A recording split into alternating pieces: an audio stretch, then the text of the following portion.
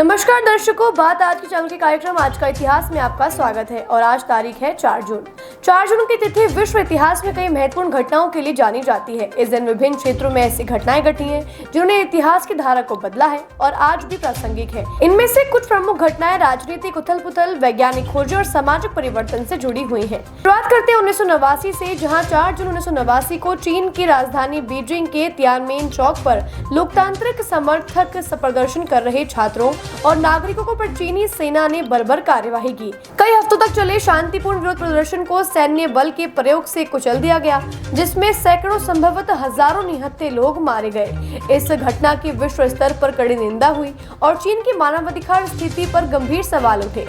Tiananmen चौक नरसंहार चीन के इतिहास का एक विवादास्पद और दुखद अध्याय है, जिसकी चर्चा आज भी अंतर्राष्ट्रीय स्तर पर होती है और यह चीन की राजनीतिक व्यवस्था और अभिव्यक्ति की स्वतंत्रता पर एक गहरा प्रश्न चिन्ह लगाता है। बात करते हैं 476 ईस्वी की, जहां पश्चिमी रोमान साम्राज्य का अंतिम सम्राट रोमुलस ऑगस्टुस को औपचारिक रूप से 4 सितंबर 476 ईस्वी को पदच्युत किया गया था। लेकिन 4 जून का दिन इस पतन की प्रक्रिया में एक महत्वपूर्ण मोड़ माना जा सकता है। इस समय तक पश्चिमी रोमान साम्राज्य आंतरिक कलह, आर्थिक संकट और बर्बर जनजातियों के आक्रमणों से बुरी तरह जर्जर हो चुका था।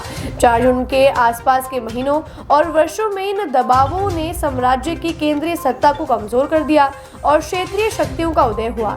रोम, जो कभी एक विशाल और शक्तिशाली साम्राज्य की राजधानी था, अब राजनीतिक रूप से महत्वहीन होता जा रहा था।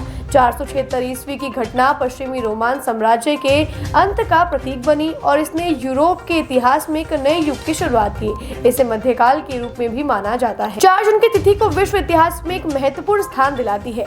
पहली घटना जहां आधुनिक समय में मानवाधिकारों और राजनीतिक स्वतंत्रता के संघर्ष को दर्शाती है, वहीं दूसरी एक प्राचीन सभ्यता के अंत और एक नए युग के उदय का प्रतीक है। आज के लिए बस इतना ही। कल फिर होगी आपसे मुलाकात, तब तक के लिए दीजिए इजाजत। नमस्कार।